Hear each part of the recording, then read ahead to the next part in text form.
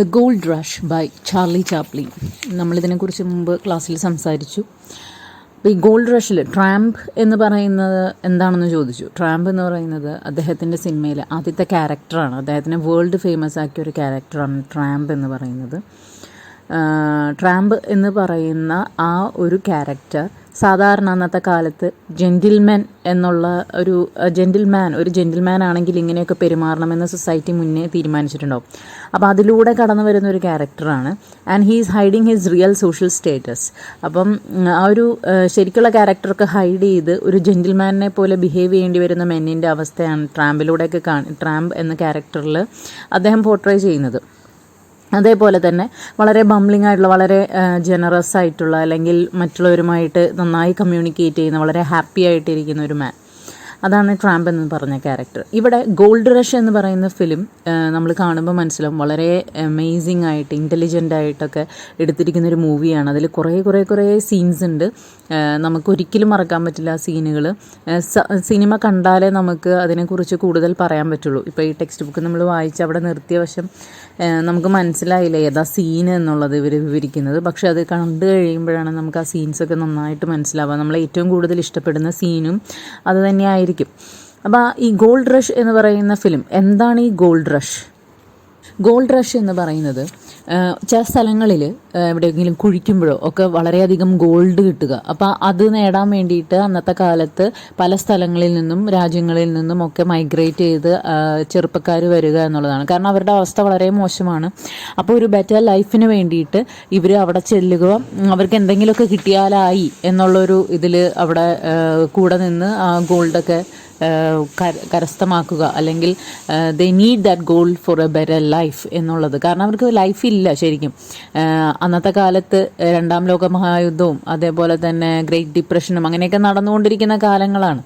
അപ്പം ആ സമയത്ത് ജീവിതം വളരെ ബുദ്ധിമുട്ടായിരുന്ന സമയത്താണ് ഇങ്ങനത്തെ കാര്യങ്ങളൊക്കെ നമ്മുടെ ചെറുപ്പക്കാരെ വളരെയധികം ത്രസിപ്പിക്കുന്നത്.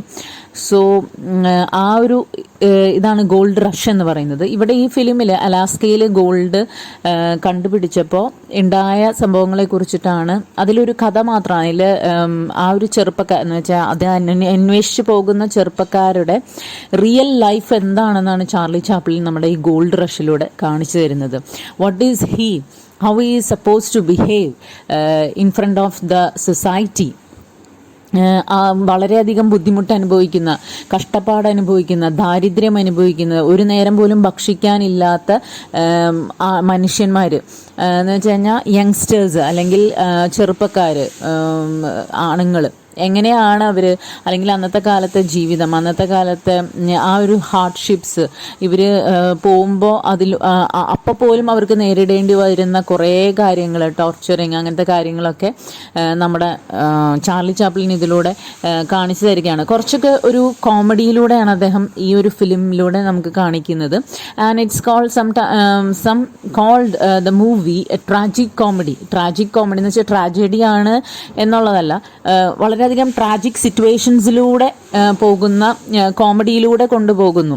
ട്രാജിക് സിറ്റുവേഷൻസ് ആണെങ്കിലും Charlie Chaplin has depicted those tragic situations through കോമഡിയിലൂടെ നമുക്ക് കുറേ അധികം കാര്യങ്ങളുണ്ട് ഇതിൽ പറയാനാണെങ്കിൽ. കുറേ സീൻസ് ഉണ്ട്. കാരണം അന്നത്തെ കാലത്ത് ഇത്രയും ക്രിയേറ്റീവായിട്ട് സിനിമ പിടിക്കുക, അല്ലെങ്കിൽ ആ ഒരു ഓരോ സീനുകളും നന്നാക്കുക എന്ന് പറയുന്നത് ഭയങ്കര അമേസിങ് ആയിട്ടുള്ള ഒരു ഡയറക്ടറിനെ കൊണ്ടേ സാധിക്കൂ. അല്ലെങ്കിൽ ആ ഒരു കാഴ്ചപ്പാട് എന്ന് പറയുന്നത് ചാർലി ചാപ്ലിൻ വളരെ വലിയൊരു ഡയറക്ടർ തന്നെയാണെന്ന് കാണിച്ചു തരികയാണ് ഈ സിനിമയിലൂടെ. ഈ സിനിമയിൽ ലോൺ പ്രോസ്പെക്ടർ എന്ന് പറയുന്നു. ലോൺ പ്രോസ്പെക്ടറും ബിഗ് ജിമ്മും കൂടി ഉള്ള യാത്രയാണ് കാണിക്കുന്നത്. ലോൺ പ്രോസ്പെക്ടർ എന്ന് പറയുന്നത് ഒരു മനുഷ്യൻ ഇപ്പം ഒരു മൈനിൽ ട്രഷർ കണ്ടെത്താൻ പോകുന്നതോ അല്ലെങ്കിൽ മൈനിൽ ബാക്കിയുള്ള എന്തെങ്കിലും സാധനങ്ങൾ സെർച്ച് ചെയ്യാൻ പോകുന്ന ആൾക്കാരെയാണ് പ്രോസ്പെക്ടർ എന്ന് പറയുന്നത്.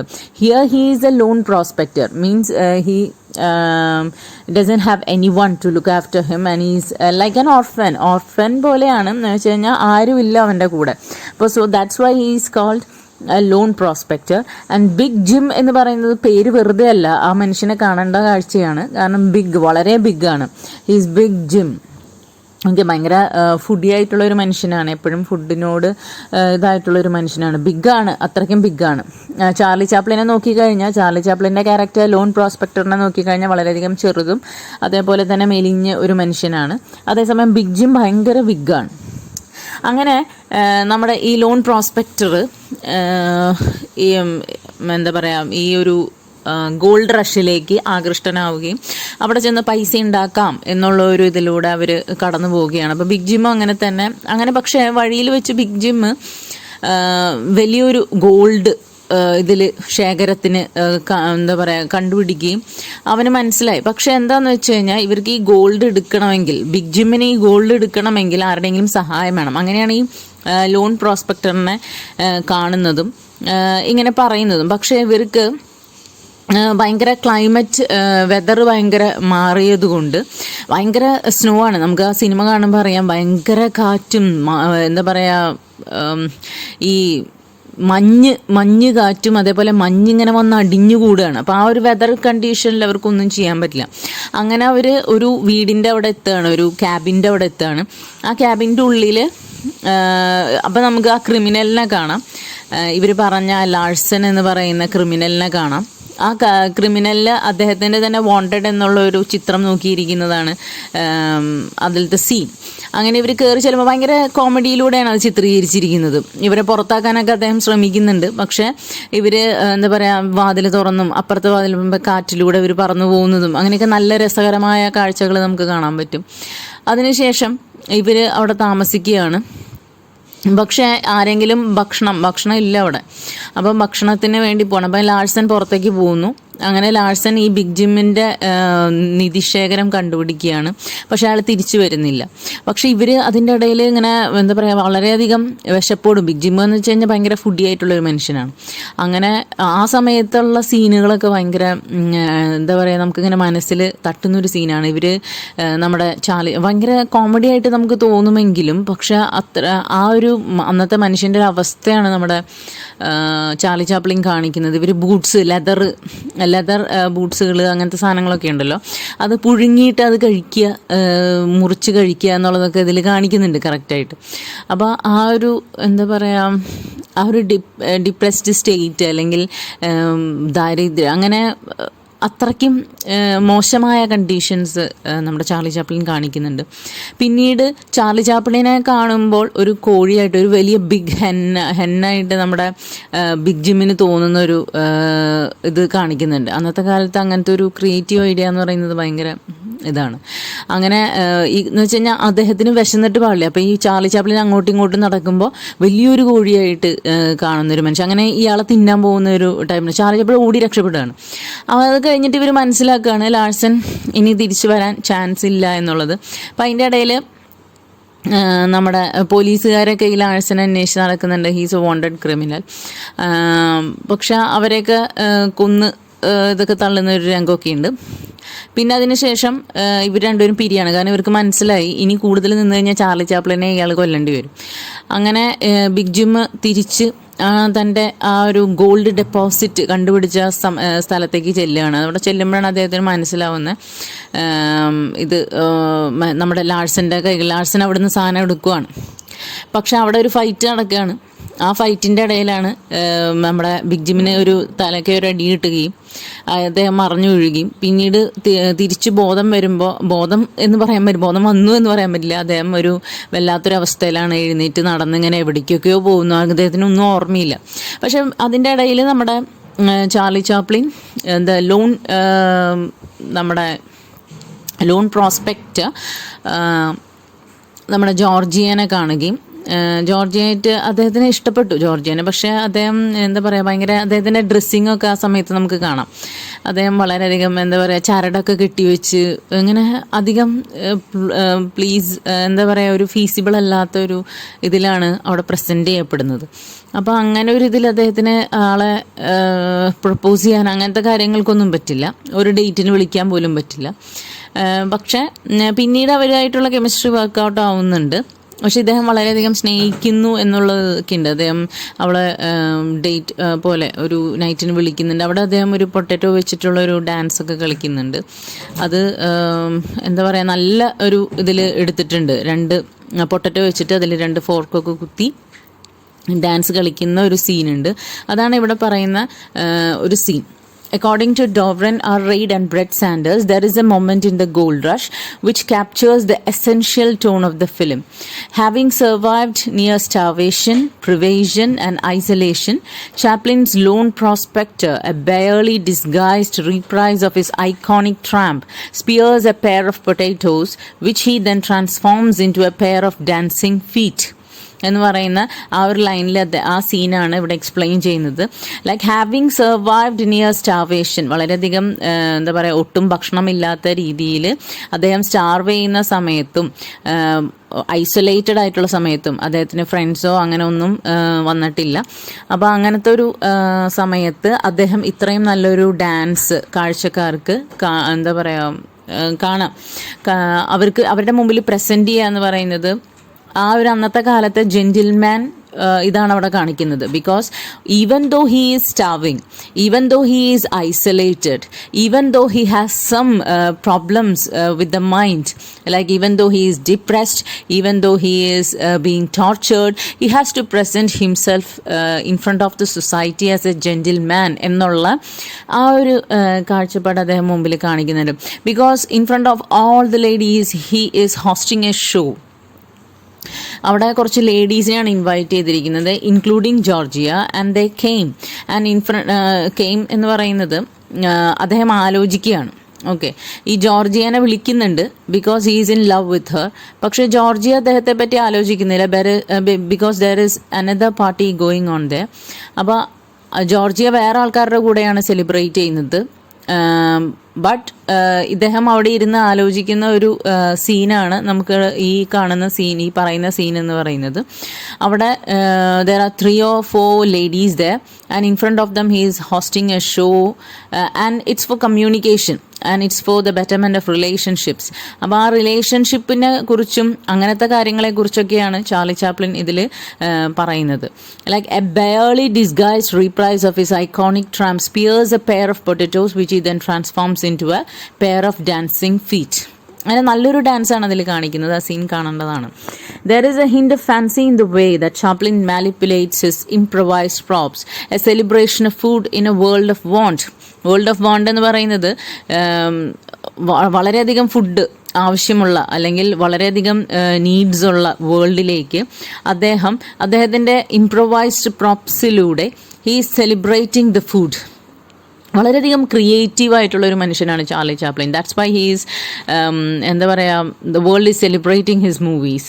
Like the display he puts on is a show. ആ സീൻ നമ്മൾ എന്താ പറയുക, ആ ഒരു പൊട്ടാറ്റോ ഡാൻസിങ് എന്ന് പറയുന്നത് നമുക്ക് ഭയങ്കര ഇഷ്ടപ്പെടുന്ന ഒരു സീനായിരിക്കും.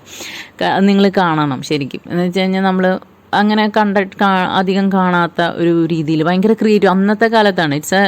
ഇറ്റ്സ് ആൻ ഇറ ഓഫ് സൈലൻറ്റ് ഫിലിം. അപ്പോൾ ആ സൈലൻറ്റ് ഫിലിം അതും നമുക്ക് ഒട്ടും മനസ്സിലാവാത്ത ഒന്നുമില്ല അതിൽ. സൈലൻ്റ് ആയാൽ കൂടി, though the movie is a silent film, we can understand it fully. എന്ന് വെച്ചാൽ എന്ത് ഇമോഷൻസ് പോലും, expression of emotion. That's why André Bazin says ആ സൈലൻറ്റിൽ നിന്ന് സൗണ്ടിലേക്കുള്ള ഇത് ഒരു മാറ്റം, transition, it's not a big transition എന്ന് പറയുന്നത്. അതുകൊണ്ടാണ് ആൻഡ്രേ ബസിൻ അങ്ങനെ പറഞ്ഞത്. സൈലൻറ്റ് ഫിലിം ആണെങ്കിലും വി ക്യാൻ ഈവൻ എന്താ പറയുക, we can even sense their emotions, light emotions, expressions and everything. സൗണ്ടിലും അത് തന്നെയാണല്ലോ അവിടെ നടക്കുന്നത്. ഇമോഷൻസും എക്സ്പ്രഷൻസും ഒക്കെ സൗണ്ടിലൂടെ എക്സ്പ്രസ് ചെയ്താലും സൈലൻറ്റ് ഫിലിമിൻ്റെ ആ ഒരു എക്സ്പ്രഷൻസും ഇതും അതൊക്കെ സെയിം തന്നെയാണ്. അതുകൊണ്ടാണ് ആ ട്രാൻസിഷൻ അത്ര ബിഗ് അല്ല എന്ന് പറയുന്നത് Andre ബസിൻ. The display he puts on is a show and a show requires an audience. ഒരു ഓഡിയൻസ് വേണം അല്ലേ ഷോ നമ്മൾ വെക്കുമ്പോൾ. The creation of relationships, and that's how the relationships are being created. It is a moment in which the return of normalcy, the mundane, is celebrated. അവിടെയാണ് ഒരു നോർമലായിട്ടുള്ള ഒരു life നമുക്ക് മുമ്പിൽ വെക്കപ്പെടുന്നത്. എന്ന് വെച്ച് കഴിഞ്ഞാൽ നമ്മൾ ഒരു ഷോ നടത്തുമ്പോൾ, എന്ന് വെച്ച് കഴിഞ്ഞാൽ നമ്മൾ ഒരു റിലേഷൻഷിപ്പ് ക്രിയേറ്റ് ചെയ്യുമ്പോൾ, and if that relationship includes fun, അങ്ങനെ ഒരു സെലിബ്രേഷനൊക്കെ ഉണ്ടെങ്കിൽ that is the normalcy. And so the film underlines its deconstruction of the American pioneer, reveling not in grand adventure but the lived experience of the impoverished and the desperate. അതുകൊണ്ട് തന്നെ ഈ film ഒരു ഡീകൺസ്ട്രക്റ്റ് ചെയ്യാണ് എന്ന് വെച്ച് കഴിഞ്ഞാൽ American pioneer means ഒരു hero എന്ന് പറയുന്നത് അന്നത്തെ കാലത്ത് ഭയങ്കര ഗ്രാൻഡായിട്ട് ഡ്രസ്സ് ചെയ്യുന്ന, ഭയങ്കര ഗ്രാൻഡായിട്ട് ചിന്തിക്കുന്ന, and he is in every manner he is a gentleman in front of the society. അദ്ദേഹത്തിൻ്റെ മറ്റൊരു വശം അന്നത്തെ സിനിമകളിൽ പോർട്രേ ചെയ്തിരുന്നില്ല. അന്നത്തെ ആണുങ്ങളുടെ ഒരു മുഖം എന്ന് പറയുന്നത് ശരിക്കുള്ള റിയൽ മുഖം, real life, how are they being tortured, how are they being so desperate and depressed എന്നുള്ള രീതി അന്നത്തെ കാലത്തെ സിനിമകളിൽ അധികം കാണിച്ചിരുന്നില്ല. And Charlie Chaplin what does he do? അദ്ദേഹം ചെയ്തതാണ്, അദ്ദേഹം ഈ ഒരു എന്താ പറയുക old conventional portraying of men as a hero എന്നുള്ള ആ ഒരു ഇതിൽ നിന്ന് ഭയങ്കരമായിട്ട് മാറി ചിന്തിച്ച് ശരിക്കുള്ള മനുഷ്യൻ എന്താണെന്നാണ് അദ്ദേഹം പ്രസൻറ്റ് ചെയ്തത്. And he is not revelling in grand adventure but the lived experience of the impoverished and the desperate. Impoverished ആയിട്ടുള്ള, ഡെസ്പെറേറ്റ് ആയിട്ടുള്ള ആൾക്കാരെയാണ് അദ്ദേഹം പോർട്രേ ചെയ്യുന്നത്. As the authors have pointed out, there is a deliberate deconstruction of the American heroic ideals in this movie. Chaplin has reflected the realities of the times without harking back on the existing cliched representation of the American whaler. വളരെയധികം reality, ഇന്നത്തെ സമയത്തിൻ്റെ വളരെയധികം റിയാലിറ്റിയാണ് അദ്ദേഹം portray ചെയ്യുന്നത്. അദ്ദേഹം society എന്ത് ചിന്തിക്കുന്നുവോ അല്ലെങ്കിൽ society എങ്ങനെയാണ് മനുഷ്യനെ കാണുന്നത് അങ്ങനത്തെ കാര്യങ്ങളൊന്നല്ല പോർട്രേ ചെയ്യുന്നത്.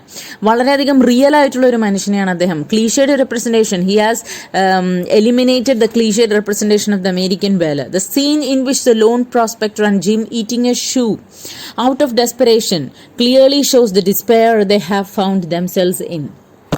അപ്പോൾ ഈ ലോൺ പ്രോസ്പെക്ടറും ജിമ്മും ഒരു ഷൂ തിന്നുന്ന ഒരു സീൻ എന്ന് നമ്മൾ പറയുന്നു അല്ലേ. ആ സീൻ അവരുടെ ആ ഒരു ഡെസ്പെറേഷൻ അത് അടുത്ത് കാണിക്കുകയാണ്. Clearly shows the despair they have found themselves in. അവസാനം അവർ പിരിയാൻ തീരുമാനിക്കുന്നത് ഇതുകൊണ്ട് തന്നെയാണ്. Because if they are staying in the same situation ഒരാൾ എന്തായാലും മരിക്കും എന്നുള്ളത് ഉറപ്പാണ്. The movie sheds light on the various aspects of human nature, including the struggle for survival, greed and competition for wealth, comradeship in distress, etc. ഇവിടെ നമ്മൾ മുമ്പത്തെ ഒരു സീനിൽ പറഞ്ഞിരുന്നു, നമ്മുടെ ഗോൾഡ് റഷിൽ ബിഗ് ജിമ്മിൻ്റെ ഗോൾഡ് അദ്ദേഹം നമ്മുടെ ലാർസൻ കൊണ്ടുപോകുന്ന സമയത്ത് ആവലാൻഷിൽ മരിക്കുന്നതാണ്. ആവലാൻഷിൽ ആ ഒരു ചെറിയൊരു സ്നോ മൗണ്ടൻ്റെ ചെറിയൊരു ഭാഗം വീണിട്ടാണ് അവിടെ മരിക്കുന്നത്. അപ്പം ഈ ഒരു ഇതിൽ ആ ഒരു ഗ്രീഡ് മൂലം അവിടെ രണ്ടുപേരും ഫൈറ്റിങ് നടക്കുന്നുണ്ട്. അപ്പോൾ ആ മനുഷ്യന്മാരുടെ സ്ട്രഗിൾ ഫോർ സർവൈവ് ചെയ്യാൻ വേണ്ടിയിട്ടുള്ള സ്ട്രഗിള്, അതേപോലെ ഗ്രീഡ്, അതേപോലെ കോമ്പറ്റീഷൻ ഫോർ വെൽത്ത് എന്ന് വെച്ച് കഴിഞ്ഞാൽ എല്ലാവർക്കും എല്ലാം വേണം. ആൻഡ് ദേ ആർ ഇപ്പോഴും അങ്ങനെ തന്നെയാണ്. The whole world is competing for wealth and comradeship in distress etcetera. എന്ന് വെച്ച് കഴിഞ്ഞാൽ ഫ്രണ്ട്ഷിപ്പ് ഇൻ ഡിസ്ട്രസ് എന്ന് പറയുന്നത് എല്ലാം നല്ല സുഗമമായി പോകുന്ന സമയത്ത് എവറിത്തിങ് ഈസ് ഫൈൻ അല്ലേ. അതേസമയം if there is no wealth, if there is no happiness, എല്ലാം ഒരു ഡിസ്ട്രസ്സിലായിരിക്കും. ഫ്രണ്ട്ഷിപ്പ് പോലും അതൊക്കെ ഇവിടെ പോർട്രേ ചെയ്യുന്നുണ്ട്. കാരണം ബിഗ് ജിം നമ്മുടെ ലോൺ പ്രോസ്പെക്ടറിൻ്റെ ഫ്രണ്ടാണ്. പക്ഷേ എന്നിട്ട് കൂടി അദ്ദേഹത്തിന് ഒരു കോഴിയായിട്ട് കാണാനും അതേപോലെ തന്നെ തിന്നാനുള്ള ഒരു വസ്തുവായിട്ട് കാണാനും, ബിക്കോസ് അദ്ദേഹത്തിൻ്റെ നീഡ് എന്താ, എനിക്ക് എങ്ങനെയെങ്കിലും ഭക്ഷണം കഴിച്ച് സർവൈവ് ചെയ്യണമെന്നാണ്. അപ്പോൾ അതുകൊണ്ട് തന്നെ അവിടെ ഒരു ഫ്രണ്ട്ഷിപ്പോ അങ്ങനത്തെ കാര്യങ്ങളൊന്നുമില്ല. Though the name of the movie suggests a vast amount of wealth and fortune, ironically the film speaks in detail about poverty, hunger and isolation. ഒരു മൂവി എന്ന് പറയുന്ന നമുക്കതിൻ്റെ ഒരു കോൺട്രാസ്റ്റ് എങ്ങനെയാണെന്ന് വെച്ച് കഴിഞ്ഞാൽ നമ്മുടെ ഗോൾഡ് റഷ് എന്ന് പറയുമ്പോൾ നമുക്കറിയാം ഇറ്റ്സ് ഓൾ അബൌട്ട് ഗോൾഡ്. അപ്പോൾ മൂവിയുടെ പേര് എന്ന് പറയുന്നത് ഭയങ്കര ഒരു amount of wealth and fortune ഒക്കെയാണ് നമുക്ക് കാണിച്ചു തരുന്നത്. But ironically the film, inside the film there is no gold അല്ലേ. ഒരു ചെറിയൊരു ഭാഗം മാത്രം അവർ കണ്ടുപിടിക്കുന്നു, പക്ഷെ അവസാനം അത് കാണിക്കുന്നുണ്ട്. നല്ലൊരു ഇതിൽ അവർ എത്തിച്ചേരുന്നതും അങ്ങനത്തെ കാര്യങ്ങൾ ഭയങ്കര വലിയൊരു സ്ഥിതിയിൽ എത്തിച്ചേരുന്നതാണ് നമ്മുടെ ചാർലി ചാപ്ലിനും അതേപോലെ തന്നെ ബിഗ് ജിമ്മും. പക്ഷേ ഫിലിം ശരിക്കും പറഞ്ഞാൽ സ്പീക്ക് ചെയ്യുന്നത് എന്തിനെ പറ്റിയാണ്? ഗോൾഡ് റഷിനെ പറ്റിയാണോ സംസാരിക്കുന്നത്? അല്ല, ഇറ്റ്സ് സ്പീക്കിംഗ് അബൌട്ട് പോവേർട്ടി, മനുഷ്യന്മാരനുഭവിക്കുന്ന പോവേർട്ടി, ദാരിദ്ര്യം, അതേപോലെ ഹങ്കർ, ഒരു മനുഷ്യൻ്റെ എന്താ പറയുക, ഹങ്കർ ഫോർ എനിത്തിങ്ങും ആയിരിക്കും കേട്ടോ, ലവിന്, ഹങ്കർ ഫോർ ലവ്, അതേപോലെ hunger four wealth, hunger for food, അല്ലേ? ആ ഒരു എന്ത് കാര്യങ്ങളാണെങ്കിലും ഹംഗ്രിയാണ് മനുഷ്യൻ. ആൻഡ് ഐസൊലേഷനിലായിട്ടുള്ള മനുഷ്യൻ്റെ ഒരവസ്ഥയും അദ്ദേഹം കാണിക്കുന്നുണ്ട്. Chaplin's impoverished character often finds himself isolated and the perennial question of existence looms large over him. ചാപ്ലിൻ്റെ ക്യാരക്ടർ എന്ന് പറയുന്നത് ഐസൊലേറ്റഡ് ആയിട്ടാണ് നമുക്ക് കാണിക്കുന്നത്.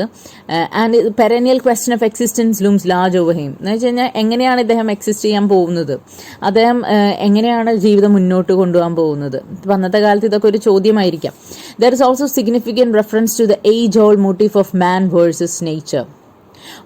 നമ്മുടെ ആ ഒരു വെതർ കണ്ടീഷൻസും അതൊക്കെ ഇതിൽ കാണിക്കുന്നുണ്ട് അല്ലേ? മാൻ വേഴ്സസ് നേച്ചർ, എങ്ങനെയാണ് നേച്ചറിന് മാനിനെതിരെ തിരിയാൻ പറ്റുക എന്ന് വെച്ചാൽ മാൻ്റെ എല്ലാ പ്ലാൻസും പൊളിച്ച് കളയാൻ പറ്റുക, അദ്ദേഹം ചിന്തിക്കുന്നതൊക്കെ എങ്ങനെ ഡിസ്ട്രോയ് ചെയ്യാൻ നേച്ചറിന് പറ്റും എന്നുള്ളതൊക്കെ നമുക്കിതിൽ ചിന്തിക്കാവുന്നതാണ്. The film is not as loud or sharp as many of Chaplin's movies as far as social commentary and political criticism is concerned, yet there is a subtle attempt to make the audience understand the existential crisis humans find themselves in and the social conditions that push them towards it. അങ്ങനെ നമുക്കൊരു ഈ film എന്ന് പറയുന്നത് നമ്മുടെ മറ്റ് സിനിമകളിലെ പോലെ, Chaplin മൂവീസിനെ പോലെ ഭയങ്കര ലൗഡോ ഭയങ്കര ഷാർപ്പോ ഒന്നും ആയിട്ടൊന്നുമല്ല. പക്ഷേ it has a political criticism എന്തായാലും ഇതിലുണ്ട്. And there is a subtle, ഒരു ചെറിയൊരു അറ്റംപ്റ്റ് നടത്തുന്നുണ്ട് to make the audience understand. ഇത് കാണുന്ന ആൾക്കാർക്ക് മനസ്സിലാവണം നന്നായിട്ട് എന്തിനെക്കുറിച്ച്. The existential crisis human find themselves in. എല്ലാ മനുഷ്യന്മാരും അവരവരുടെ ഒരു എക്സിസ്റ്റൻഷ്യലിസത്തിലേക്ക് കടന്നു പോകുന്ന ഒരു സമയമുണ്ട്, ലൈക്ക് ക്രൈസിസിലൂടെ കടന്നു പോകുന്ന ഒരു സമയമുണ്ട്. അത് പക്ഷെ അന്നത്തെ കാലത്ത് സിനിമകളിൽ പോർട്രേ ചെയ്തിരുന്നില്ല. Everything is fine, everything is good എന്നുള്ള ഒരു ഇതിലായിരുന്നു പോർട്രേ ചെയ്തിരുന്നത്. പക്ഷെ ഇങ്ങനെ ഒരു മുഖം കൂടി, അല്ലെങ്കിൽ ഇങ്ങനെ ഒരു face of life is there, exist എന്നുള്ളത് ഇതിലൂടെ നമുക്ക് കാണിച്ചു തരാണ്. And the social conditions that and push them towards it. എന്ത് സോഷ്യൽ കണ്ടീഷൻസ് ആണ് pushing the mankind towards so much torturing, അല്ലെങ്കിൽ സോ മച്ച് ഭയങ്കരമായിട്ടുള്ള ഹാംഫുൾ ആവാനുള്ള ചാൻസ് എങ്ങനെയാണ് മനുഷ്യന് കൂടുന്നത്, ഇതൊക്കെ ഈ സിനിമയിലൂടെ വളരെയധികം കാണിക്കുന്നുണ്ട്. ലൈക്ക് നമ്മൾ പറഞ്ഞു, പിന്നെ ഹംഗ്രി അല്ലെ, ഹംഗ്രി, ബിഗ് ജിം, എങ്ങനെയാണ് നമ്മുടെ വളരെയധികം നല്ല അടുത്തൊരു കൂട്ടുകാരനാണ് ചാർലി ചാപ്ലിൻ അല്ലെ, ലോൺ പ്രോസ്പെക്ടർ എന്ന് പറയുന്നത്. അദ്ദേഹത്തിന് എങ്ങനെയാണ് ഒരു ഭക്ഷണ സാധനമായിട്ട് കണ്ട് തിന്നാൻ പോകുന്നത്. ഓക്കെ, അവിടെ ഇട്ട് ഓടിക്കുന്ന ഒരു രംഗമൊക്കെ ഉണ്ട്, നല്ലതാണ്. പക്ഷെ അതിലൂടെ അത്രയ്ക്കും ഒരു യാഥാർത്ഥ്യം അവിടെ പ്രസൻറ്റ് ചെയ്യപ്പെടുകയാണ്. When the Gold Rush was released in Britain, the BBC radio broadcast 10 minutes of audience laughter from the film's premiere. The poster of the film says it is a dramatic comedy, and many critics have called it a tragic comedy. In 1992, the film was selected for preservation in the United States National Film Registry, and the movie was described as a culturally, historically and aesthetically significant film. The original version of the film, which was released in 1925, has a duration of 95 minutes, and in 1942 an edited version with addition of music was released, which has only 72 minutes duration. Along with Charlie Chaplin, Georgia Hale, Max Wayne and Tom Murray were the main characters, and Roland Totoro was the cinematographer. The film, which was embraced by movie lovers all around the world, was a huge hit at the box office as well. ഈ Gold Rush എന്ന് പറയുന്നത് അന്നത്തെ ഏറ്റവും എന്താ പറയുക one of the top gross ഫിലിമാണ്. ഭയങ്കരമായിട്ട് collection നേടിക്കൊടുത്തൊരു മൂവിയാണ് ഈ ഒരു ഗോൾഡ് റഷ് എന്ന് പറയുന്നത്. ഇപ്പം ചാർലി ചാപ്ലിൻ്റെ സിനിമകളൊന്നും ഞാൻ അധികം കണ്ടിട്ടില്ല, ബിക്കോസ് ഒന്നാമത് സൈലൻറ്റ് ഫിലിംസ് ആയതുകൊണ്ടും അങ്ങനെയുള്ള ഫിലിമുകളോട് നമുക്ക് അങ്ങനെ ഒരു ഇതില്ലാത്തതുകൊണ്ടും. പക്ഷേ ഇത് കണ്ടു കഴിഞ്ഞപ്പോൾ എനിക്ക് ഭയങ്കര ഒരു ഇത് തോന്നി എന്ന് വെച്ച് കഴിഞ്ഞാൽ ഇത്രയും നല്ലൊരു മൂവി പിടിക്കാൻ ചാർലി ചാപ്ലിന് സാധിക്കുമെങ്കിൽ, ആൻഡ് എന്തായാലും മറ്റു സിനിമകളും കൂടി ഫുൾ കാണണം എന്ന് തോന്നിപ്പോവും. അത്രയ്ക്ക് നല്ല ഇതിലാണ് ഗോൾഡ് റഷ് പിടിച്ചിരിക്കുന്നത്. സിനിമാറ്റോഗ്രാഫി ഒക്കെ നന്നായിട്ടുണ്ട്. അന്നത്തെ കാലത്ത് നമുക്ക് ചിന്തിക്കാൻ കൂടി പറ്റില്ല.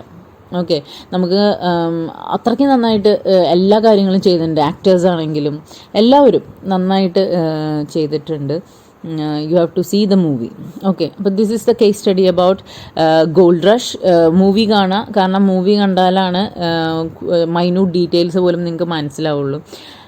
അതിൽ കുറേ സീനുകളുണ്ട്, നമുക്ക് പ്രത്യേകം ശ്രദ്ധിച്ചറിയാം. വളരെയധികം ഇതായിട്ടുള്ള സീനുകൾ, എങ്ങനെയാണൊരു മനുഷ്യൻ സർവൈവ് ചെയ്യുന്നത്, അങ്ങനത്തെ കാര്യങ്ങളൊക്കെ മനസ്സിലാവും. Okay, thank you.